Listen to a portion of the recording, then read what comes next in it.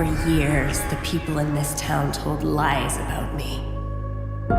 They locked me away, called me a monster. Now, they will get the monster they all deserve. Adapting anthology retellings of classic folktales was always going to be a hard task. Many fans were wary when the first Scary Stories to Tell in the Dark trailer revealed the film's singular narrative. Luckily, that central story offers up something new and interesting while clearly echoing the classic Amblin family movies that shaped the filmmakers who made it. Beginning with a scene-setting montage set to Season of the Witch, we meet our main cast. A young drifter, Ramon Rodriguez, the heroine, Stella Nichols, her two friends, Augie and Chuck. It's not long before the group is off exploring a haunted house where the titular spooky stories come into play. What's that? It's a book of scary stories. The first four entries, which are almost entirely practical, are astonishing and very, very scary. The first monster moment sets the precedent that this is a true horror movie that at times feels like it's pushing the boundaries of what we've come to expect from a PG-13 film. Another surprise comes from the finality and danger that the monsters come with. This isn't a story without stakes. If you come up against one of these fearsome foes, it's incredibly unlikely that you'll be at school the next day, or ever again.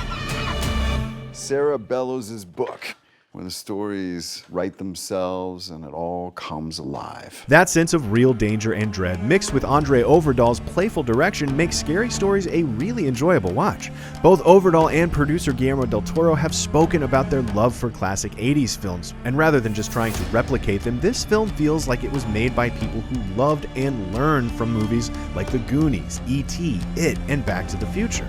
Another thing that makes Scary Stories special is the cast of kids at its center. There's an innate believability to their friendship and interactions, which makes it far more fun to follow their ever more outrageous adventures. With Michael Garza and Zoe Margaret Coletti at the forefront of the group, Scary Stories also avoids the far too common makeup of an all-white, all-male core cast. The importance of Garza being a romantic lead and having to face down not only monsters, but also small-town racism, makes Scary Stories feel like it's making a statement and trying to imbue the film with the same topical importance as the films of the past. Okay, we saw it. Should we go now?